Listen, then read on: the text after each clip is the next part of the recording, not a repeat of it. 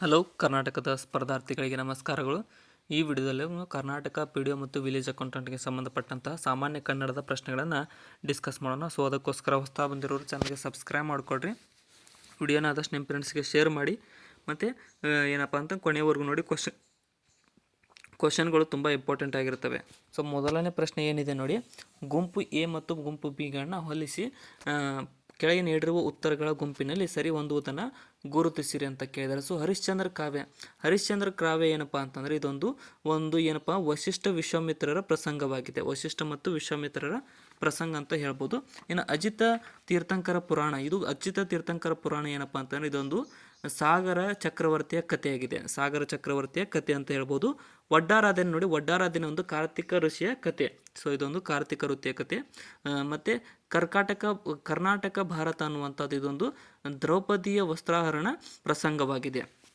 So ಮುದ್ದನ ಮನೋರಮೆಯ ಸಂವಾದ ಯಾವ ಕಾವ್ಯದಲ್ಲಿದೆ ಅಂತ ಕೇಳಿದ್ದಾರೆ. ಸೊ ಮುದ್ದನ ಮನೋರಮೆಯ ಸಂವಾದ ಕಂಡುಬರುವುದು ಇಲ್ಲಿ ಸರಿಯಾದಂತಹ ಉತ್ತರ ಆಪ್ಷನ್ ಸಿ ನೋಡಿ. ರಾಮಾಶ್ವಮೇಧ ಅನ್ನುವಂಥ ಕೃತಿಯಲ್ಲಿ ಈ ಕಾವ್ಯದಲ್ಲಿ ಈ ಒಂದು ಮುದ್ದನ ಮನೋರಮ ಸಂವಾದ ಕಂಡುಬರುತ್ತೆ. The murder of the Cathedral ಕೃತಿಯನ್ನು ಬರೆದವರು ಯಾರು? The murder of in the Cathedral, ಇಲ್ಲಿ ಆಪ್ಷನ್ ಸಿ ನೋಡಿ. ಟಿ ಎಸ್ ವಿಲಿಯಟ್ ರವರು ಈ ಒಂದು ಮರ್ಡರ್ ಇನ್ ದ ಕ್ಯಾಥೆಡ್ರಲ್ ಅನ್ನುವಂತಹ ಕೃತಿಯ ರಚನಾಕಾರರಾಗಿದ್ದಾರೆ. ನೆಕ್ಸ್ಟ್, ನಾಡೋಜ ಪ್ರಶಸ್ತಿ ನೀಡುತ್ತಿರುವ ವಿಶ್ವವಿದ್ಯಾನಿಲಯ ಯಾವುದು? ನಾಡೋಜ ಪ್ರಶಸ್ತಿ ನೀಡುತ್ತಿರುವಂತಹ ವಿಶ್ವವಿದ್ಯಾನಿಲಯ, ಇಲ್ಲಿ ಸರಿಯಾದ ಉತ್ತರ ಆಪ್ಷನ್ ಬಿ ನೋಡಿ. ಕನ್ನಡ ವಿಶ್ವವಿದ್ಯಾನಿಲಯದಿಂದ ಈ ಒಂದು ನಾಡೋಜ ಪ್ರಶಸ್ತಿಯನ್ನು ನೀಡಲಾಗುತ್ತಿದೆ. ಸಿಂಹಾವಲೋಕನ ಕ್ರಮದಿಂದ ಮಹಾಭಾರತದ ಕಥೆಯನ್ನು ಹೇಳಿದಂತಹ ಕನ್ನಡದ ಕವಿ ಯಾರು? ಸರಿಯಾದಂತಹ ಉತ್ತರ ಆಪ್ಷನ್ ಡಿ ನೋಡಿ. ರನ್ನನು ಈ ಒಂದು ಸಿಂಹಾವಲೋಕನ ಕ್ರಮದಿಂದ ಮಹಾಭಾರತದ ಕಥೆಯನ್ನು ಹೇಳಿದಂತಹ ಕನ್ನಡದ ಕವಿಯಾಗಿದ್ದಾನೆ. ಇನ್ನು ಮೊಟ್ಟ ಮೊದಲ ಹಳಗನ್ನಡ ವ್ಯಾಕರಣ ಯಾವುದು? ಮೊಟ್ಟ ಮೊದಲ ಹಳಗನ್ನಡ ವ್ಯಾಕರಣ,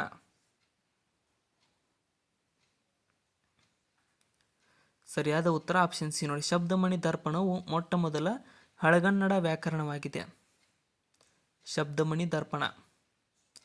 12ನೇ ಶತಮಾನದ ಶರಣ ಚಳವಳಿಯ ನೇತಾರ ಯಾರು? ಯಾರನ್ನ 12ನೇ ಶತಮಾನದ ಶರಣ ಚಳವಳಿಯ ನೇತಾರ ಅಂತ ಕರೆಯಲಾಗುತ್ತದೆ?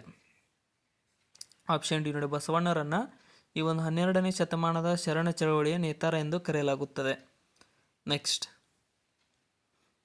ನೃಪತುಂಗ ಎಂಬುದು ಯಾರ ಹೆಸರು? ನೃಪತುಂಗ ಅನ್ನುವಂಥದ್ದು ಯಾರ ಹೆಸರಾಗಿದೆ? ಸರಿಯಾದಂತಹ ಉತ್ತರ ಆಪ್ಷನ್ ಡಿ ನೋಡಿ. 1ನೇ ಅಮೋಘ ವರ್ಷನ ಹೆಸರಿದು. ನೃಪತುಂಗ 1ನೇ ಅಮೋಘ ವರ್ಷನ ಹೆಸರಾಗಿದೆ. ನೆಕ್ಸ್ಟ್,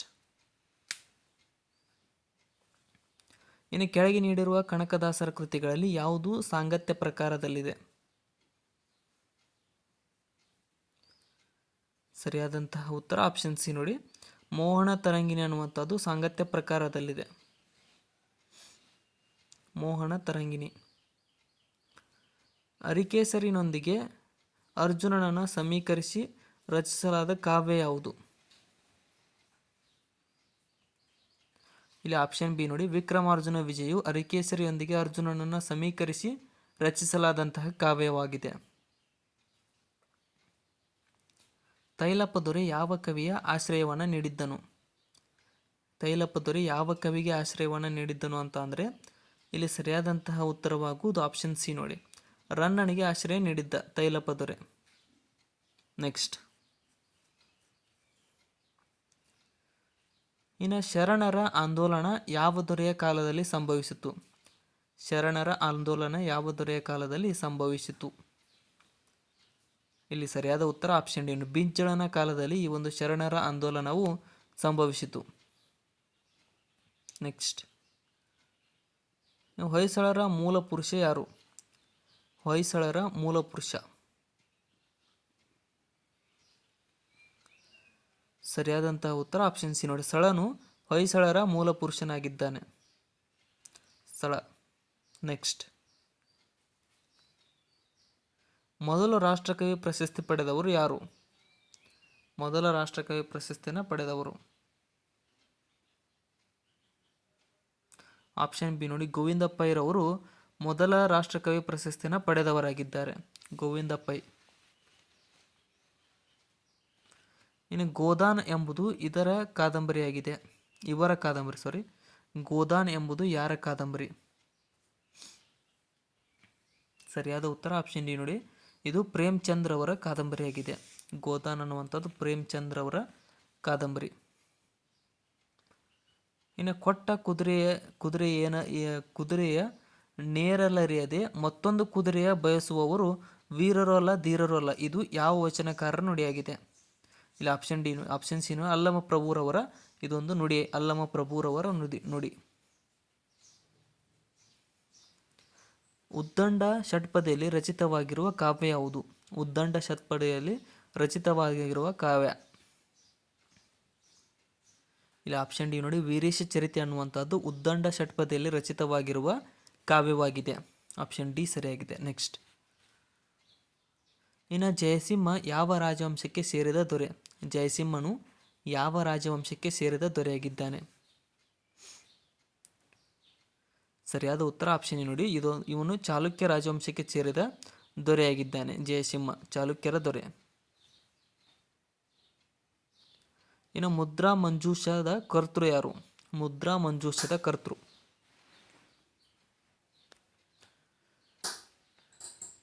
ಸರಿಯಾದ ಉತ್ತರ ಆಪ್ಷನ್ ಸಿ ನೋಡಿ, ಕೆಂಪು ನಾರಾಯಣರು ಈ ಒಂದು ಮುದ್ರಾ ಮಂಜೂಷ ಕೃತಿಯನ್ನು ರಚಿಸಿದ್ದಾರೆ. ಗಿರಣಿ ವಿಸ್ತಾರ ನೋಡಮ್ಮ ಎಂಬ ತತ್ವಪದವನ್ನು ಬರೆದವರು ಯಾರು? ಗಿರಣಿ ವಿಸ್ತಾರ ನೋಡಮ್ಮ ಅನ್ನುವಂತಹ ತತ್ವಪದವನ್ನು ಬರೆದವರು. ಆಪ್ಷನ್ ಬಿ ನೋಡಿ, ಶಿಶುನಾಳ ಶರೀಫರು ಈ ಒಂದು ಗಿರಣಿ ವಿಸ್ತಾರ ನೋಡಮ್ಮ ಎಂಬ ತತ್ವಪದವನ್ನು ಬರೆದವರಾಗಿದ್ದಾರೆ. ಎ ಮತ್ತು ಬಿ ಪಟ್ಟಿಯನ್ನು ಹೋಲಿಸಿ ಕೆಳಗೆ ನೀಡಿರುವ ಉತ್ತರಗಳ ಗುಂಪಿನಲ್ಲಿ ಸರಿ ಹೊಂದುವುದನ್ನು ಗುರುತಿಸಿರಿ. ಗುಂಪು ಎ ಮತ್ತು ಪಟ್ಟಿ ಬಿ. ಸಾಹಸ ಭೀಮ ವಿಜಯ ಇದೊಂದು ಏನಪ್ಪಾ ಅಂತಂದರೆ ಇದೊಂದು ಚಂಪು ಕಾವ್ಯವಾಗಿದೆ. ಪ್ರಭುಲಿಂಗ ಲೀಲೆ ಅನ್ನುವಂಥದ್ದು ಷಟ್ಪದಿ. ಭರತೇಶ ವೈಭವ ಅನ್ನುವಂಥದ್ದು ಇದೊಂದು ಸಾಂಗತ್ಯವಾಗಿದೆ. ಇನ್ನು ಶಬ್ದಮಣಿ ದರ್ಪಣ ಅನ್ನುವಂಥದ್ದು ಇದೊಂದು ಕಂದ ಪದ್ಯವಾಗಿದೆ. ಆಪ್ಷನ್ ಸಿ ಸರಿಯಾಗಿದೆ. ನೆಕ್ಸ್ಟ್, ಈತನಿಗೆ ರೂಪಕ ಸಾಮ್ರಾಜ್ಯ ಚಕ್ರವರ್ತಿ ಎಂಬ ಬಿರುದಿದೆ. ಯಾರಿಗೆ ರೂಪಕ ಸಾಮ್ರಾಜ್ಯ ಚಕ್ರವರ್ತಿ ಅನ್ನಲಾಗುತ್ತಿತ್ತು? ಇಲ್ಲಿ ಆಪ್ಷನ್ ಬಿ ನೋಡಿ, ಕುಮಾರವ್ಯಾಸನಿಗೆ ಈ ಒಂದು ರೂಪಕ ಸಾಮ್ರಾಜ್ಯ ಚಕ್ರವರ್ತಿ ಎಂಬ ಬಿರುದಿದೆ. ನೆಕ್ಸ್ಟ್, ಲಕ್ಕಣ್ಣ ದಂಡೇಶ ಯಾವ ಮತಕ್ಕೆ ಸೇರಿದವನು? ಲಕ್ಕಣ್ಣ ದಂಡೇಶ ಯಾವ ಮತಕ್ಕೆ ಸೇರಿದವನು? ಇಲ್ಲಿ ಆಪ್ಷನ್ ಡಿ ನೋಡಿ, ಇವನು ವೀರಶೈವ ಮತಕ್ಕೆ ಸೇರಿದವನಾಗಿದ್ದಾನೆ. ಲಕ್ಕಣ್ಣ ದಂಡೇಶನು ವೀರಶೈವ ಮತದವನು. ಒಂದೇ ವಚನವನ್ನು ಬರೆದು ಪ್ರಸಿದ್ಧಳಾದಂತಹ ವಚನಕರ್ತಿ ಯಾರು?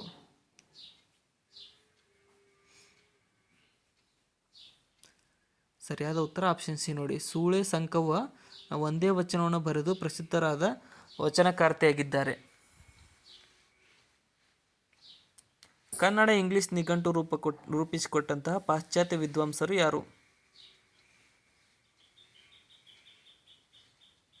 ಇಲ್ಲಿ ಆಪ್ಷನ್ ಬಿ ನೋಡಿ, ಫರ್ಡಿನಂಡ್ ಕಿಟಲ್ನು ಈ ಒಂದು ಕನ್ನಡ ಇಂಗ್ಲಿಷ್ ನಿಘಂಟನ್ನು ರೂಪಿಸಿಕೊಟ್ಟಂತಹ ಪಾಶ್ಚಾತ್ಯ ವಿದ್ವಾಂಸರಾಗಿದ್ದಾರೆ. ಈ ಕೃತಿಯಿಂದ ಆಧುನಿಕ ಸಾಹಿತ್ಯದ ಹೆದ್ದಾರಿ ಪ್ರಾರಂಭವಾಯಿತು.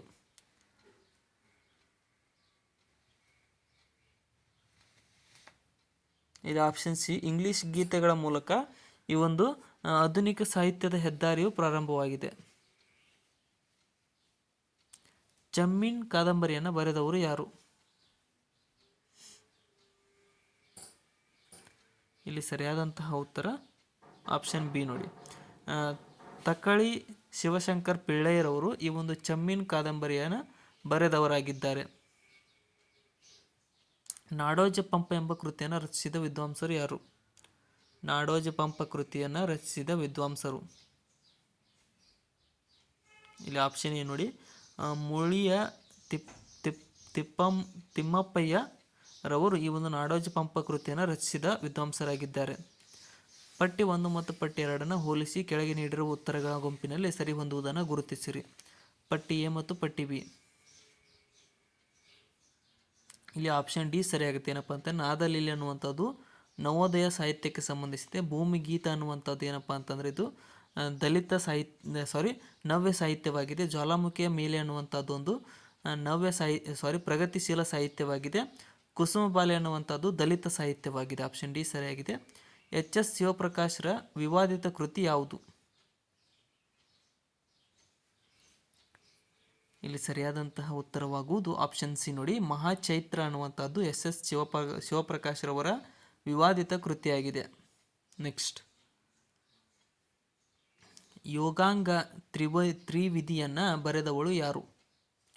ಯೋಗಾಂಗ ತ್ರಿವಿಧಿ, ಇಲ್ಲಿ ಆಪ್ಷನ್ ಸಿ ನೋಡಿ, ಅಕ್ಕ ಮಹಾದೇವಿಯು ಈ ಒಂದು ಯೋಗಾಂಗ ತ್ರಿವಿಧಿಯನ್ನು ಬರೆದವರಾಗಿದ್ದಾರೆ. ಅಕ್ಕ ಮಹಾದೇವಿ. ಸಕಲ ಲಕ್ಷಣವು ವಸ್ತುಕಕ್ಕೆ ವರ್ಣಕಕ್ಕಿಷ್ಟು ವಿಕಳವಾದರೂ ದೋಷವಿಲ್ಲ ಎಂದು ಹೇಳಿದಂತಹ ಕವಿ ಯಾರು? ಇಲ್ಲಿ ಆಪ್ಷನ್ ಬಿ ನೋಡಿ, ರತ್ನಾಕರ ವರ್ಣಿಯು ಹೀಗೆಂದು ಹೇಳಿದಂತಹ ಕವಿಯಾಗಿದ್ದಾರೆ. ರತ್ನಾಕರ ವರ್ಣಿ. ನೆಕ್ಸ್ಟ್, ಅಮೃತ ಮತ್ತು ಗರುಡ ಎಂಬ ಕೃತಿ ಯಾವ ಪ್ರಕಾರಕ್ಕೆ ಸೇರುತ್ತದೆ? ಅಮೃತ ಮತ್ತು ಗರುಡ ಎಂಬ ಕೃತಿ, ಇಲ್ಲಿ ಆಪ್ಷನ್ ಡಿ ನೋಡಿ, ವಿಮರ್ಶೆ. ಇದೊಂದು ವಿಮರ್ಶೆ ಪ್ರಕಾರಕ್ಕೆ ಸೇರುತ್ತದೆ. ನೆಕ್ಸ್ಟ್, ಇನ್ನು ರಾಜಾವಳಿ ಕತೆ ಬರೆದಂತಹ ದೇವಚಂದ್ರನಿಗೆ ಆಶ್ರಯ ನೀಡಿದ್ದ ದೊರೆ ಯಾರು? ಇಲ್ಲಿ ಆಪ್ಷನ್ ಬಿ ನೋಡಿ, ಮುಮ್ಮಡಿ ಕೃಷ್ಣರಾಜ ಒಡೆಯರ್ ಅವರು ಈ ಒಂದು ರಾಜಾವಳಿ ಕಥೆಯನ್ನು ಬರೆದ ದೇವಚಂದ್ರನಿಗೆ ಆಶ್ರಯ ನೀಡಿದ್ದ ದೊರೆಯಾಗಿದ್ದಾರೆ. ಎ ಮತ್ತು ಬಿ ಪಟ್ಟಿಯನ್ನು ಹೋಲಿಸಿ ಕೆಳಗೆ ಕೊಟ್ಟಿರುವ ಉತ್ತರಗಳ ಗುಂಪಿನಲ್ಲಿ ಸರಿ ಹೊಂದುವುದನ್ನು ಗುರುತಿಸಿರಿ. ಸೊ ಮೊದಲನೇದು ಅಲ್ಲಮ್ಮ ಪ್ರಭು. ಅಲ್ಲಮ್ಮ ಪ್ರಭುರವರಿಗೆ ಸಂಬಂಧಪಟ್ಟಿರ್ತಕ್ಕಂಥದ್ದು ಯಾವುದು? ಗುಹೇಶ್ವರ. ಸಿದ್ದರಾಮಯ್ಯರವರಿಗೆ ಸಂಬಂಧಪಟ್ಟಿರ್ತಕ್ಕಂಥದ್ದು ಸಿದ್ದರಾಮಯ್ಯರಿಗೆ ಕಪಿಲ ಸಿದ್ಧ ಮಲ್ಲಿಕಾರ್ಜುನ. ಮತ್ತು ಜೇಡರ ದಾಸಿಮಯ್ಯರವರಿಗೆ ಏನಪ್ಪ ಅಂತಂದರೆ ರಾಮನಾಥ. ಇನ್ನು ಅಕ್ಕ ಮಹಾದೇವರಿಗೆ ಚನ್ನಮಲ್ಲಿಕಾರ್ಜುನ ಅಂಕಿತ ನಾಮಗಳು. ನೆಕ್ಸ್ಟ್, ಮಣೆಗಾರ ಎಂಬ ಆತ್ಮಚರಿತ್ರೆಯನ್ನು ಬರೆದವರು ಯಾರು? ಮಣೆಗಾರ ಎಂಬ ಆತ್ಮಚರಿತ್ರೆಯ ರಚನಾಕಾರರು. ಸರಿಯಾದ ಉತ್ತರ ಆಪ್ಷನ್ ಬಿ ನೋಡಿ, ತೊಂಬಾಡಿ ರಾಮಯ್ಯರು ಈ ಒಂದು ಮಣೆಗಾರ ಎಂಬ ಆತ್ಮಚರಿತ್ರೆಯ ಕರ್ತೃವಾಗಿದ್ದಾರೆ. ನೆಕ್ಸ್ಟ್, ಇವುಗಳಲ್ಲಿ ಚನ್ನಬಸವಣ್ಣನ ಕೃತಿ ಯಾವುದು? ಯಾವುದು ಚನ್ನಬಸವಣ್ಣನ ಕೃತಿ? ಇಲ್ಲಿ ಸರಿಯಾದಂತಹ ಉತ್ತರ ಆಪ್ಷನ್ ಡಿ ನೋಡಿ, ಕರ್ಣ ಹಸುಗೆ ಅನ್ನುವಂಥದ್ದು ಚನ್ನಬಸವಣ್ಣನ ಕೃತಿಯಾಗಿದೆ. ಕರ್ಣ ಹಸುಗೆ. ಪಲ್ಲವಿ, ಅನುಪಲ್ಲವಿ, ನುಡಿ ಇವುಗಳಿಂದ ಕೂಡಿದ ಸಾಹಿತ್ಯ ರೂಪವಾಗಿವೆ. ಪಲ್ಲವಿ, ಅನುಪಲ್ಲವಿ ಅನ್ನುವಂಥ ನುಡಿಗಳು. ಇಲ್ಲಿ ಆಪ್ಷನ್ ಎ ನೋಡಿ, ಇದು ಕೀರ್ತನೆಯಿಂದ ಕೂಡಿದಂತಹ ಸಾಹಿತ್ಯ ರೂಪವಾಗಿವೆ. ಕೀರ್ತನೆ. ನೆಕ್ಸ್ಟ್, ಇನ್ನು ಗಿರೀಶ್ ಕಾರ್ನಾಡ್ರ ಯಾವ ನಾಟಕದಲ್ಲಿ ಬ್ರಾಹ್ಮಣ ಸಂಸ್ಕೃತಿ ಮತ್ತು ನಿಷಾದ ಸಂಸ್ಕೃತಿಯ ಮುಖಾಮುಖಿ ಏರ್ಪಡುತ್ತದೆ? ಇಲ್ಲಿ ಆಪ್ಷನ್ ಸಿ ನೋಡಿ, ಅಗ್ನಿ ಮತ್ತು ಮೊಳೆ ಅನ್ನುವಂಥವುಗಳು ಈ ಒಂದು ಗಿರೀಶ್ ಕಾರ್ನಾಡ್ರ ಬ್ರಾಹ್ಮಣ ಸಂಸ್ಕೃತಿ ಮತ್ತು ನಿಷಾದ ಸಂಸ್ಕೃತಿಯ ಮುಖಾಮುಖಿ ಏರ್ಪಡುತ್ತದೆ. ಯೋಗಿಯಾದರೆ ನನ್ನಂಗಾಗಬೇಕು ಎಂದು ಹೇಳಿದವನು ಯಾರು? ನನ್ನಂತಾಗಬೇಕು. ಇಲ್ಲಿ ಆಪ್ಷನ್ ಬಿ ನೋಡಿ, ಸಿದ್ದರಾಮನು ಯೋಗಿ ಆದರೆ ನನ್ನಂತಾಗಬೇಕು ಅಂತ ಹೇಳಿದವರಾಗಿದ್ದಾರೆ. ನೆಕ್ಸ್ಟ್, ಪಿ ಲಂಕೇಶ್ವರ ಹುಳಿ ಮಾವಿನ ಮರ ಎಂಬುದು ಏನು? ಯಾವ ಸಂಕಲನ ಅಥವಾ ಕಾದಂಬರಿ ಅಂತ ಕೇಳಿದ್ದಾರೆ. ಇದು ಆಪ್ಷನ್ ಬಿ ನೋಡಿ, ಕವನ ಸಂಕಲನ. ಇದೊಂದು ಪಿ ಲಂಕೇಶ್ವರ ಅವರ ಹುಳಿ ಮಾವಿನ ಮರ ಇದೊಂದು ಕವನ ಸಂಕಲನ. ನೆಕ್ಸ್ಟ್, ಉಚ್ಚಲ್ಯ ಎಂಬುದು ಯಾವ ಭಾಷೆಯ ಕೃತಿಯಾಗಿದೆ? ಉಚ್ಚಲ್ಲ. ಇಲ್ಲಿ ಸರಿಯಾದ ಉತ್ತರ ಆಪ್ಷನ್ ಬಿ ನೋಡಿ, ಇದೊಂದು ಮರಾಠಿ ಭಾಷೆಯ ಕೃತಿಯಾಗಿದೆ. ಉಚ್ಚಲ್ಯ ಅನ್ನುವಂಥದ್ದು ಮರಾಠಿ ಭಾಷೆಯ ಕೃತಿ. ಸೊ ಇಲ್ಲಿಗೆ ನಮ್ಮ ಇವತ್ತಿನ ಸಾಮಾನ್ಯ ಕನ್ನಡದ ಪ್ರಶ್ನೆಗಳು ಮುಕ್ತಾಯಗೊಂಡಿದ್ದಾವೆ. ಕೊನೆವರೆಗೂ ನೋಡಿದ್ದಕ್ಕೆ ಎಲ್ಲರಿಗೂ ಧನ್ಯವಾದಗಳು. ಇವತ್ತಿನ ವಿಡಿಯೋದಲ್ಲಿ ಸ್ವಲ್ಪ ನಾನು ಪ್ರೊನೌನ್ಸಿಯೇಷನ್ ಮಾಡುವಾಗ ಸ್ವಲ್ಪ ಏರುಪೇರಾಗಿರ್ಬೋದು, ಹುಷಾರಿಲ್ಲದ ಕಾರಣ. ಅದಕ್ಕೋಸ್ಕರ ಬೇಜಾರಾಗಬೇಡಿ. ಸೊ ಅದಕ್ಕೋಸ್ಕರ ಥ್ಯಾಂಕ್ ಯು ಸೋ ಮಚ್.